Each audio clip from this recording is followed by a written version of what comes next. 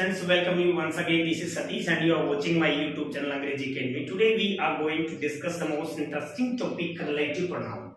I humbly request you first of all कि ये जो relative pronoun है ये आपका स्पेशली आप ये सोच के इसको मत पढ़िए कि ये हमारे कंपटीशन एग्जाम में ही आएगा. Especially if you want to learn spoken English, if you want to speak English with someone else, then you have to use relative pronoun. Specially कई बार हमारे प्रॉब्लम ये आती है कि जब भी हम किसी भी नाउन या प्रोनाउन को रिलेट करते हैं, जब भी हम बोलते हैं तो हमें रिलेटिव प्रोनाउन का यूज करना पड़ता है. ओके, तो आज का जो हमारा सेशन होगा उसमें स्पेशली हम क्या करेंगे, इनको सीखने के साथ साथ में how to speak, how to use this relative pronoun specially in spoken. तो हमें ये बहुत सारी जो इन्फॉर्मेशन देगा, बहुत सारी हमारे बेनिफिशियल होगा हमारे लिए. तो देखते रहिए हमारा यूट्यूब चैनल. ओके, देखिए let's start the topic. First of all हम ये देखते हैं कि रिलेटिव प्रोनाउन जो होते हैं वो होते क्या है. रिलेटिव प्रोनाउन ये होते हैं जो किसी भी नाउन या प्रोनाउन को रिलेट करें. जैसे कि मैं ये कहूं कि हु, मैंने बोला हु बोला मैंने, तो हु से आपको ये समझना आना चाहिए. सबसे पहले दिमाग में आपको ये आता है कि ये तो यार इंट्रोगेटिव प्रोनाउन है, ये वाला क्वेश्चन वर्ड है, WH वर्ड इसको हम बोलते हैं ना. तो WH वर्ड अगर इंट्रोगेट करता है, अगर वह इंट्रोगेटिव है तो हम उनको क्या बोलेंगे, इंट्रोगेटिव प्रोनाउन बोलेंगे. हु इज देयर, वहां पे कौन है. तो यहाँ पे जो हु है वो क्या हो गया, WH वर्ड हो गया. WH वर्ड क्या हो गया, कोई भी इंट्रोगेटिव प्रोनाउन हो गया, इंट्रोगेटिव वर्ड हो गया. समझ आ गया आपको. और उसी को मैं यहाँ पे क्या बोलूं, अगर रिलेटिव प्रोनाउन के रूप में यूज करूं तो this is the boy who came here. ठीक है, तो यहाँ पे ये जो हु है वो क्या बन गया, रिलेटिव प्रोनाउन बन गया, क्योंकि वह नाउन या प्रोनाउन को रिलेट कर रहा है.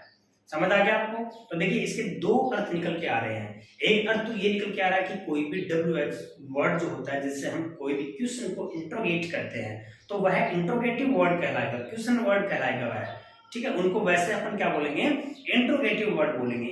लेकिन जैसे ही हम इन्हीं की बात कर रहे हैं, किसी भी नाउन को जब वह रिलेट करे, देखिए जिस तरह से हमारे घर में नहीं होते क्या, जितने भी रिलेशन वाले हैं हम उनको रिलेट करते हैं कि ये मेरा मामा है, ये मेरा मतलब ताऊ है, ये मेरा जो भी चाचा है. इस तरह से हम उनको रिलेट करते हैं तो वो रिलेटिव हो गया. वैसे ही ये किसी भी नाउन को प्रोनाउन को क्या करेगा, रिलेट करेगा, तो वो क्या कहलाएंगे, रिलेटिव प्रोनाउन कहलाएंगे. समझ आ गया. अब हम स्टार्ट करते हैं, 1 to 1 देखते हैं. सबसे पहले हम देखेंगे हु वाला. ये एक ऐसा टॉपिक है relative pronoun, it is very interesting topic. और स्पेशली इसका यूज जो है वो स्पोकन में भी यूज ज्यादा करते हैं. whichever you want to speak with someone else, then you have to use these things. Okay, देखिए यहाँ पे आता है हु का मतलब क्या हो गया, जो. अपन इसको एक बार हिंदी में भी लेके देखेंगे साथ साथ में. हु का मतलब क्या होता है, जो. वैसे इंट्रोगेटिव में क्या होगा, हु का मतलब कौन, हु इज देयर, वहां पे कौन है. ओके, तो वो वाली बात नहीं कर रहे हैं हम, सिर्फ और सिर्फ रिलेटिव प्रोनाउन की बात कर रहे हैं. तो यहाँ पे आपका ये जो हु है इसका मतलब क्या हो गया, जो हो गया. तो हु से ये क्या होता है, एक सब्जेक्टिव होता है, ये ध्यान रखना. ये हमेशा सब्जेक्टिव इसको बोलेंगे, यानी कि ये सब्जेक्ट होता है. कोई भी सेंटेंस होगा, कोई भी क्लोज होगी, उसके अंदर ये किसका काम करेगा, ये हु है वो किसका काम करेगा, सब्जेक्ट का काम करेगा. ये एक चीज क्लियर होगी. अब देखिए इसका यूज जो है, it is used only for human being, only for human being. इसका यूज हमेशा किसके लिए किया जाता है, ह्यूमन बीइंग के लिए ही किया जाता है. यानी कि लिविंग थिंग्स जिसको बोलेंगे, लिविंग थिंग्स नहीं, लिविंग जो नाउन होती हैं. नॉन लिविंग होता है, तो नॉन लिविंग में क्या आ गया, थिंग्स आ गया. थिंग्स का मतलब कोई भी टेबल है, कोई भी बुक है, कोई भी कार है, एक्सेट्रा. यहाँ पे हम क्या बोलेंगे, it is used only for human being. इसमें मनुष्य जो होता है, मानव जाति जो होती है, उसी को इंडिकेट करने के लिए, उसी को रिलेट करने के लिए हम हु का यूज करेंगे. ये चीज क्लियर होगी. ठीक है, अब देखिए यहाँ पे इतना समझ आने के बाद में हम अब सेंटेंस में लेके देखते हैं. सेंटेंस में मैं आपको दो तरह से बताऊंगा. एक तरह तो ये होता है कि आपको एग्जाम में दो सेंटेंस दिए हुए मिल जाते हैं, इन दोनों सेंटेंस को हम क्या करेंगे, कंबाइंड करेंगे। तो क्या करेंगे, कंबाइंड करेंगे। एक कंबाइंड करने की जो प्रोसेस होती है उसको हम बोलते हैं सिंथेसिस बोलते हैं। सिंथेसिस एक ऐसा टॉपिक है जो क्या बनाता है, सिंपल, कंपाउंड और कॉम्प्लेक्स सेंटेंस बनाता है। ये हमारे क्या सेंटेंस बनाएगा, कॉम्प्लेक्स सेंटेंस बनाएगा, क्योंकि ये एक क्लोज दूसरी क्लोज पे डिपेंड होती है। समझ आ गया आपको? यहाँ पे एक जो सेंटेंस, दो सेंटेंस आपको मिलेंगे। एक तो ये तरीका होगा पूछने का आपके एग्जाम में, दूसरा जो तरीका होगा वो ये होगा कि आपको सेंटेंस दे दिया और इस सेंटेंस में आपको यहाँ पे ब्लैंक दे दिया, ठीक है, और ब्लैंक दे दिया तो यहाँ पे आपको 4 ऑप्शन दे देगा, option A, option B, option C और ऑप्शन डी, और यहाँ आपको क्या करना है, ब्लैंक भरना है। समझ आ गया? एक तरीका ये हो गया, दूसरा तरीका ये हो गया। तीसरा तरीका क्या होता है कि बड़ी जो एग्जाम होती है, एसएससी सीजीएल जो होती है, डिफेंस होती है, और भी काफी सारे जो नेशनल लेवल की जितनी भी एग्जाम होती हैं, उनमें क्या दे दिया आपको, यहाँ पे इस तरह से 3-4 जो सेंटेंस देखे उसमें एरर दे देगा और लास्ट में क्या लिख देगा, नो एरर लिख देगा। तो भी वहां पे भी आपको क्या करना है, तीसरी आंख खोल के देखना है वहां पर कि क्या हम यहाँ जो रिलेटिव प्रोनाउन का यूज कर रहे हैं, इज इट राइट और रॉन्ग, इज इट राइट और रॉन्ग। ये चीज 3 तरीके होते हैं आपको यहाँ पे क्या करने के, समझने की। अब देखिए 1 to 1 हम देखेंगे यहाँ पे। सबसे पहले हमने पढ़ा, कौन सा पढ़ा भाई, हमने स्टार्ट किया है, सबसे पहले हमारा हु आता है, और हु का यूज क्या पढ़ा हमने कि ओनली फॉर ह्यूमन बीइंग के लिए। इसका यूज केवल और केवल हम किसके लिए करते हैं, ह्यूमन बीइंग के लिए करते हैं। तो यहाँ पे सेंटेंस लिखूंगा कि I met mister Virat Kohli और he is a famous cricketer. He is a famous CRICKETER cricketer. ये आपके सामने क्या है, एक सेंटेंस है। इसी को समझ लेते हैं एक बार। देखिए मैंने अभी just previously explain very well, it is used only for human being. इसका मतलब तो ये हो गया कि यहाँ पर कोई भी नाउन आता है, यहाँ पर कोई भी नाउन आता है, वह नाउन क्या होता है, ह्यूमन बीइंग होगा, एक चीज। और इसी ह्यूमन बीइंग के लिए यहाँ पे किसका यूज किया जाएगा, यहाँ पे इसी के लिए यहाँ सब्जेक्ट आएगा। क्या आएगा, सब्जेक्ट आएगा, यानी कि सब्जेक्टिव केस में यहाँ कोई भी प्रोनाउन आता है, इसी नाउन के लिए यहाँ पर कोई भी प्रोनाउन आता है, तो इस प्रोनाउन को यहाँ से हम क्या कर देंगे, हटा देंगे, और इसकी जगह है यहाँ हु लगा देंगे। तो देखिए ये सेंटेंस आपका क्या बन गया, I met mister Virat Kohli who is a famous cricketer। ये आपके सामने क्या हो गया, आपका सेंटेंस हो गया। तो मैं विराट कोहली से मिला जो एक बहुत ही फेमस क्रिकेटर है। आपको समझ आ गया भाई? क्या समझ में आया कि जैसे ही आपसे 2 सेंटेंस मिलाता है, कंबाइन करवाता है, उनको ज्वाइन करवाता है, तो यहाँ पे कोई भी ह्यूमन बीइंग है, उस ह्यूमन बीइंग के लिए यहाँ जो सब्जेक्ट होता है वो आए तो उसको हटा देंगे, और उसकी जगह है यहाँ पे हु लगा के इसको कंबाइन कर देंगे, और इस तरह से आपका एक कंप्लीट सेंटेंस बन गया, जिसको हम कॉम्प्लेक्स सेंटेंस भी बोलेंगे। क्लियर हो गया? दूसरी चीज समझना आप लोग, देखिए कई बार क्या होता है कि हमें ब्लैंक दे देता है। ब्लैंक कैसे कि राजू सा द बॉय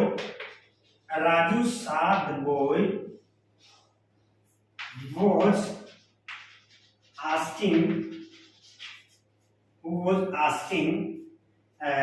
something। वह कुछ न कुछ क्या कर रहा था, मांग रहा था, कुछ न कुछ क्या कर रहा था, आस्किंग मतलब कुछ ना कुछ पूछ रहा था, कुछ ना कुछ मांग रहा था, समथिंग एल्स। ओके, तो यहाँ पे देखिए ब्लैंक आ गया। इस ब्लैंक में आपको ऑप्शन दे दे, यहाँ पे ऑप्शन ए आ गया, विच आ गया, ऑप्शन बी क्या आ गया, हु आ गया, ऑप्शन सी क्या आ गया, हु आ गया, और ऑप्शन डी क्या आ गया, व्हाट आ गया। ये इस तरह से आपका सेंटेंस आ गया। ये भी पूछने का जो दूसरा तरीका है वो है, समझ आया आपको। तो यहाँ पे राजू सा the boy blank was asking something.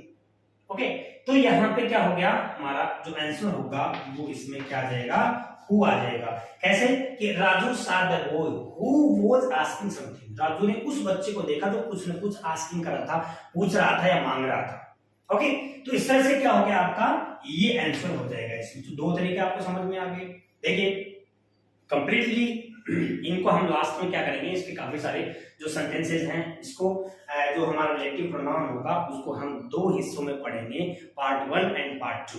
Because इसको पढ़ने में आपको थोड़ा सा इजी वे में जो होगा, क्योंकि पार्ट 1 में अगर पढ़ेंगे तो काफी लेंथी हो जाएगा, इसलिए आपको क्या करना है, दो सेशन में चलेंगे इसको। तो यहाँ पे हमारा आंसर ये आ गया। अब देखिए मैं वापस आपको लेके चलूं कि इसमें आपसे क्या पूछ लिया, कि आपसे ये पूछ लिया कि भाई आपका जो एरर वाला सेंटेंस पूछ लिया, तो एरर वाला सेंटेंस पूछे तो इसमें आपको क्या ध्यान रखना है। देखो इसको जो करने का तरीका, वापस एक बात बता रहा हूं यहाँ पे मैं, इसको जो है ब्लैंक भरने का जो तरीका होता है वो तरीका ये हो गया कि ब्लैंक से पहले कोई भी ह्यूमन बीइंग आए, ब्लैंक से पहले कोई भी ह्यूमन बीइंग आए और ब्लैंक के बाद यहाँ पे कोई भी हेल्पिंग वर्ब या मेन वर्ब आए तो हम किसका यूज करेंगे, हु का यूज करेंगे। समझ में आया कि नहीं आया। मैंने वापस बोला है कि अगर ब्लैंक से पहले कोई भी ह्यूमन बीइंग आता है, ब्लैंक से पहले कोई भी ह्यूमन बीइंग आता है और ब्लैंक के बाद कोई भी हेल्पिंग वर्ब या मेन वर्ब आती है तो हमें उस ब्लैंक में क्या करना है, हु भरना है। जैसे this is the man, this is the man यहां आ गया, और टीचेज अस इंग्लिश। देखो जरा समझ आएगा क्या होना चाहिए इसके अंदर। मैंने बोला कि this is the man blank teaches us English. मैंने क्या कहा था, मैंने आपको ये कहा था कि ब्लैंक से पहले कोई भी ह्यूमन बीइंग आए और ब्लैंक के बाद कोई भी हेल्पिंग वर्ब या मेन वर्ब आए। समझ में आया क्या। यहां पे लिखा कि I met Mohan live in Jaipur. मैं मोहन से मिला जो जयपुर में रहता है। ह्यूमन बीइंग आ गया, ब्लैंक के बाद में क्या आ गया, हेल्पिंग वर्ब या मेन वर्ब आ गई। ठीक है, यहां पे मोहन यहां ब्लैंक आ गया, is a famous doctor, okay, lives in Jaipur. ये हो गया, हुआ कि नहीं हुआ भाई। यहां ब्लैंक आया है ना, ठीक है, ह्यूमन बीइंग आ गया, मोहन, यहां ब्लैंक के बाद में क्या आ गया, हेल्पिंग वर्ब आ गई। मोहन जो एक क्या है, फेमस डॉक्टर है, कहां रहता है, जयपुर में रहता है। समझ आ रहा है क्या आपको, इजी वे में समझा रहा हूं। तो मेरा कहने का मतलब क्या हो गया, आपके समझने का मतलब क्या हो गया, कैसे आपको समझना है कि यहाँ पे कोई भी ब्लैंक दे तो ब्लैंक देने का मतलब क्या हो गया कि ह्यूमन बीइंग आना चाहिए और ब्लैंक के बाद में कोई भी हेल्पिंग वर्ब या मेन वर्ब आनी चाहिए। यहाँ मेन वर्ब है, हम किसका यूज करेंगे, हु का यूज करेंगे। यहाँ मेन वर्ब है, यहाँ ह्यूमन बीइंग है, हम किसका यूज करेंगे, हु का यूज करेंगे। यहाँ हेल्पिंग वर्ब है, यहाँ क्या है, ह्यूमन बीइंग है, यहाँ हम किसका यूज करेंगे, हु का यूज करेंगे। समझ में आया क्या आपको। एक जो है यहाँ एरर वाला सेंटेंस दे देता हूं, ठीक है ना। When I went to school,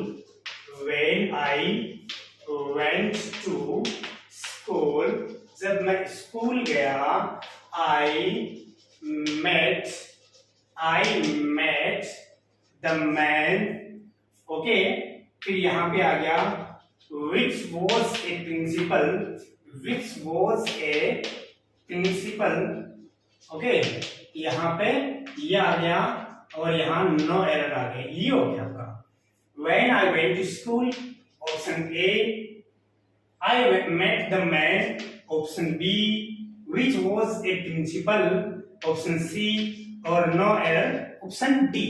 ठीक है भाई, अब आपको ये देखना है कि which one is correct, which one is wrong. Okay, यहाँ पे option A B C D आ गया। एबीसीडी में आपको ये देखना है कि when I went to school, it means this is right, absolutely right.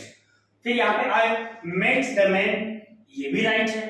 फिर मैंने बोला कि विच वाज ए प्रिंसिपल, तो यहाँ पे विच नहीं आएगा। क्या नहीं आएगा?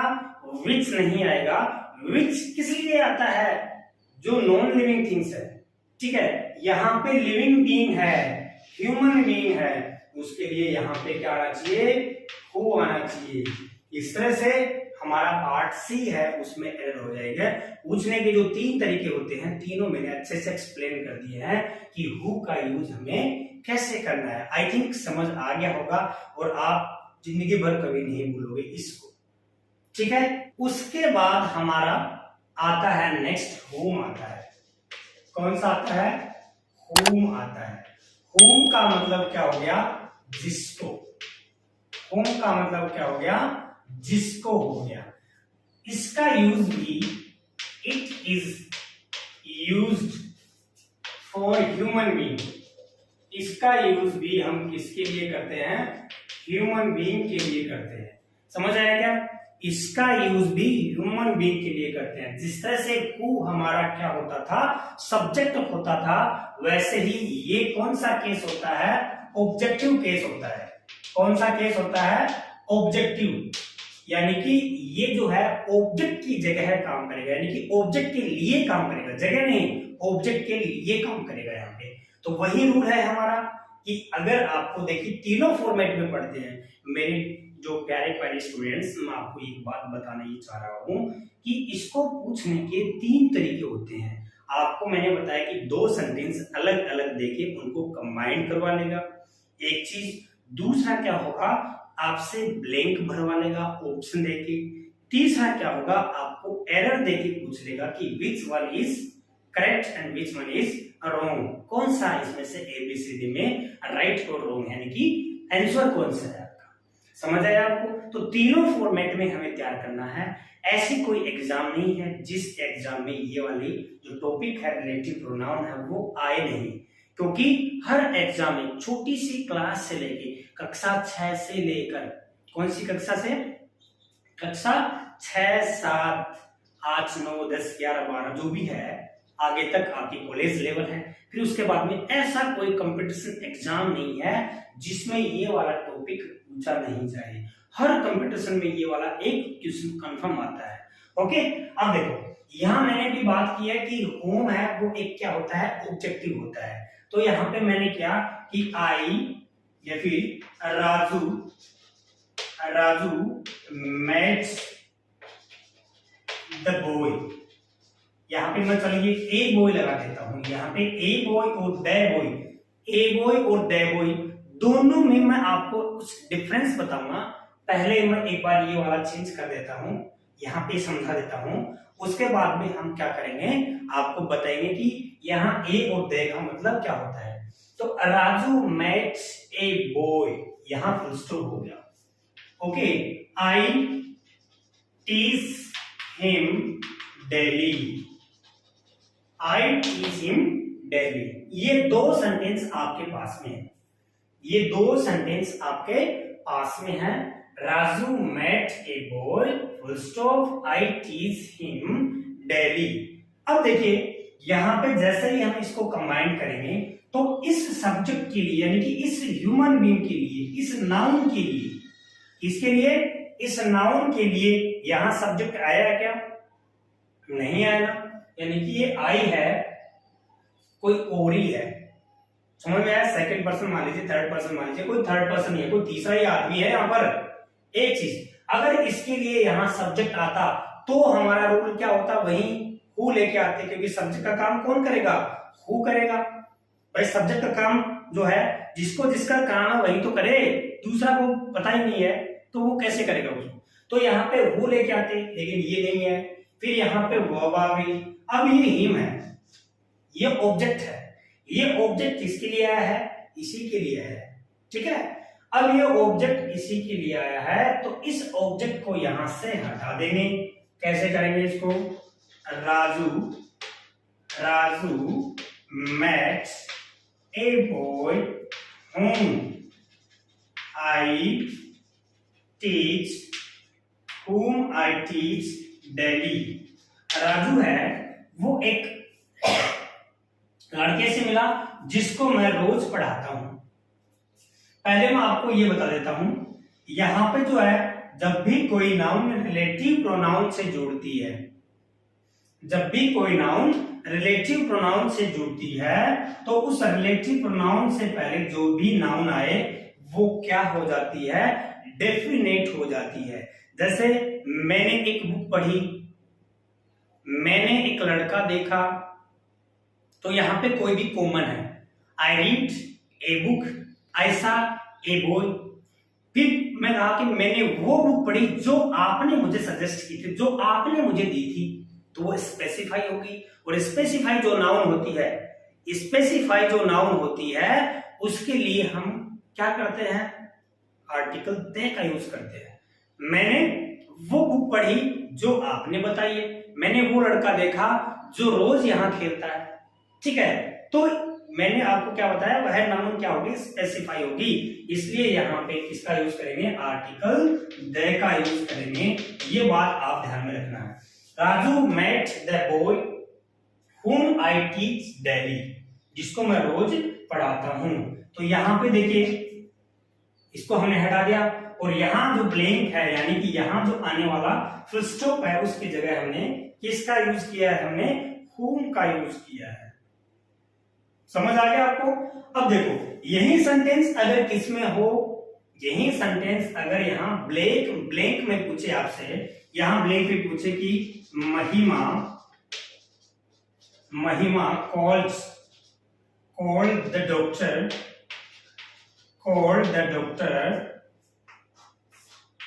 you gave 1,000 rupees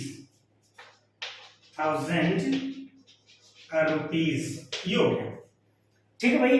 अब यहां पे ब्लैंक आ गया, यहां पे क्या आ गया? ब्लैंक आ गया। उसके बाद में महिमा कोल्ड, यहां क्या आएगा? कोल्ड। महिमा कोल्ड द डॉक्टर, महिमा ने उस डॉक्टर को बुलाया जिसको तुमने 1,000 रुपीज दिए थे।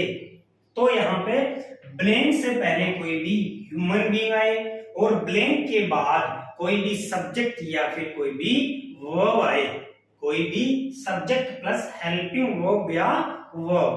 वापस सुन लीजिए, आई रिपीट अगेन, यहाँ पे ब्लैंक आता है, ब्लैंक से पहले कोई भी मानव प्राणी यानी कि ह्यूमन बीइंग आए और इस ह्यूमन बीइंग के बाद यहाँ क्या आ गया? सब्जेक्ट के साथ में हेल्पिंग वर्ब या क्या आ गया?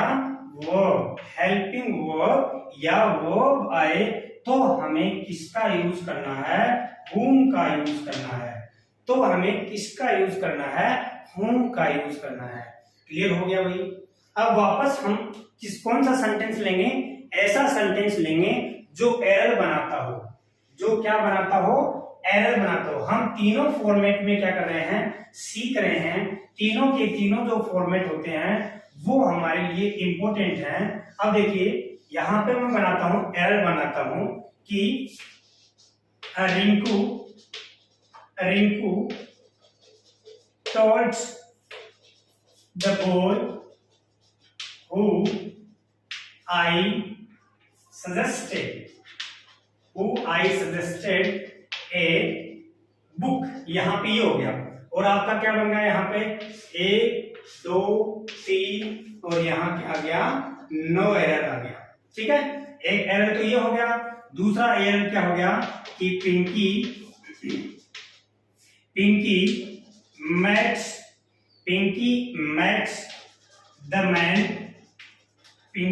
met the man whom, यहां पे ये हो गया। Okay, you gave a book, okay, yesterday, यहां पे ये हो गया, ठीक है। और फिर क्या आ गया? No error. ये आपका क्या हो गया? फोर्थ ऑप्शन हो गया। अब आपको ये देखना है कि इसमें ए, बी और सी और डी, इसमें ए, बी, सी और डी। अब आपको ये देखना है कि कौन सा ऑप्शन है वो इसके लिए सुटेबल है। तो Rinku told the boy who blank, अगर अपन यहां पे लेते हैं तो मैंने क्या बताया था कि ब्लैंक से पहले कोई भी ह्यूमन बीइंग हो, ब्लैंक से पहले कोई भी ह्यूमन बीइंग हो और उस ह्यूमन बीइंग आए, ब्लैंक आए, उसके बाद में सब्जेक्ट के साथ में हेल्पिंग वर्ब या मैन वर्ब आए, तो हम इसका यूज करेंगे, whom का यूज करेंगे, ये ध्यान रखना। इसलिए इसमें एरर क्या हो गया, बी हो गया इसमें। एक चीज, दूसरे में Pinky met the man whom you, यहां ब्लैंक ले लेते हैं, यहां ह्यूमन बीइंग आ गया, आगे क्या, फिर यहाँ पे ब्लैंक आने के बाद में यहाँ सब्जेक्ट प्लस हेल्पिंग वर्ब या मैन वर्ब, इट मींस ये सही है। इसलिए इसका क्या आ गया, नो एरर आंसर हो गया, इसमें डी ऑप्शन आ गया। समझ में आ गया भाई? ये आपको पूछने का तरीका है, हु को कैसे पूछा है, whom को कैसे पूछना है, कैसे क्या करना है, एग्जाम में कैसे पूछेंगे, तीनों तरीके मैंने बता दिए हैं। ओके, इसके बाद में हमारा आता है whose। कौन सा आ गया, whose आ गया। whose का मतलब क्या होता है, जिसका। देखिए मैं हिंदी में इनको इसलिए लिख रहा हूं, कई बार क्या होता है कि whenever we translate English to Hindi any sentences, तो उसका जैसे हम बोलने में जो अर्थ निकलता है ना, दैट विल बी सुइटेबल, और उससे अपन क्या कर देते हैं, उसको सही कर देते हैं। कई बार कंफ्यूज होता है ना, इसलिए बात कर रहा हूं। ऐसे हम कंफ्यूज छोड़ेंगे नहीं आपके लिए। यहां कह रहा है कि whose, अब ये whose का जिसका या जिसकी, जिसका या जिसकी, यानी कि ये जो दोनों हैं ये अपन इसको बोल सकते हैं। अब देखिए यहाँ पे ये सबसे पहले ये जो whose होता है ना, whose, ये ध्यान रखना, सब्जेक्ट तो क्या हो गया who, यहां मैं बता रहा हूं आपको, ये आपके पास में क्या है, who है, ये आपके पास में क्या है, whom है, ये आपके पास में क्या है, whose है। ये क्या होता है, सब्जेक्ट, ये क्या होता है, ऑब्जेक्ट, ये क्या होता है, पजेसिव। ठीक है भाई, ये क्या हो गया, पजेसिव हो गया। इसका मतलब यहाँ पे ये क्या है, पजेसिव है। पजेसिव क्या होते हैं, सबसे पहले आपको ये समझना है, पजेसिव होते हैं ऐसे वर्ड होते हैं जो पजेस करते हैं। आप जो है, आपने आपके पास में कोई भी थिंग्स है, उसके ऊपर आपका पजेशन है। I possess a car, I possess a book, I possess a pen. It means possess का मतलब मैं उसका स्वामी हूं, मैं उसका क्या हूं, ओनर हूं, और ये चीज क्या है, मेरी है। उसी वर्ड्स को I have a car, these words क्या कहलाएंगे, हैव जो वर्ड्स है, हैव जो वर्ड है, हैज, हैव, हैड है, वो भी क्या होते हैं, पजेशन शो करते हैं, कोई भी चीज पे क्या करते हैं, अधिकार जताते हैं। तो यहाँ पे देखिए, जैसे मैं यहाँ पे बताऊं आपको, माई, आवर, योर, ठीक है, इस तरह से सारे पजेसिव क्या होंगे, ये पोजीशन बताते हैं। वो whose भी उनमें से एक है, यानी कि whose भी क्या बताएगा, पोजीशन बताएगा कोई भी चीज का। ठीक है, एक चीज। दूसरी चीज ध्यान रखना, वहीं हम तीनों फॉर्मेट में काम करेंगे। तीनों फॉर्मेट में काम करने का मतलब क्या हो गया कि सबसे पहले हम दो सेंटेंस को कंबाइन करके देखते हैं। सबसे पहले क्या देखते हैं, दो सेंटेंस को कंबाइन करके देखते हैं। दो सेंटेंस को जब भी कंबाइन करेंगे, जैसे दिस, इसका एक चीज ध्यान रखना, इसका जो यूज है वो दोनों के लिए काम में होगा, यानी कि non living things, non living things, यानी कि यहाँ पे जो निर्जीव चीज है, नॉन लिविंग थिंग्स है, कार आ गया, ठीक है, बुक आ गया, कोई भी नॉन लिविंग थिंग्स है, निर्जीव जिसको बोलेंगे उसके लिए भी। और दूसरा क्या हो गया, लिविंग बीइंग, दूसरा क्या हो गया, लिविंग बीइंग, यानी कि दोनों के लिए भी हम इसका यूज करेंगे। ये ध्यान में रखना है आपको। एक चीज, अब देखिए सेंटेंस देखते हैं, this is the book, this is the book, ये है, okay, its cover is very strong, very strong, ये आ गया। अब यहाँ पे आपको क्या करना है, यहाँ कोई फुल स्टॉप है, यहाँ ये जो नाउन आएगी उससे पहले यहाँ क्या है, कोई ना कोई पजेसिव वर्ड आएगा, कोई ना कोई पजेसिव वर्ड आएगा। तो क्या करोगे, इसको चेंज कैसे करोगे, this is the book. This is the book whose cover is very strong. जिसका कवर है बहुत स्ट्रॉन्ग है, बहुत ही स्ट्रॉन्ग है। देखिए यहाँ पे कितना सुइटेबल सेंटेंस बना है। whose cover, जिसका। I sold the car. I sold the car. यहाँ फुल स्टॉप लगाया और इट्स यहाँ पे क्या लिखा, कलर was white. उसका कलर कैसा था, व्हाइट। यहाँ इट्स क्या आ गया, पॉजेसिव आ गया। क्या बनाओगे, आई सॉल्ड द कार, फिर यहाँ पे whose color was white, जिसका कलर क्या था, व्हाइट था। तो इस तरह से ये नॉन लिविंग थिंग्स के लिए आ गए। नॉन लिविंग थिंग्स जो है उसके लिए आ गया। अब हम लिविंग थिंग्स देखते हैं, यानी कि कोई भी ह्यूमन बीइंग से अगर कोई जुड़े, ह्यूमन बीइंग से कोई सेंटेंस आए, यानी कि दिस इज द बॉय, इसी सेंटेंस को ऐसे लिखते हैं कि दिस इज द बॉय, यहां फुल स्टॉप आ गया।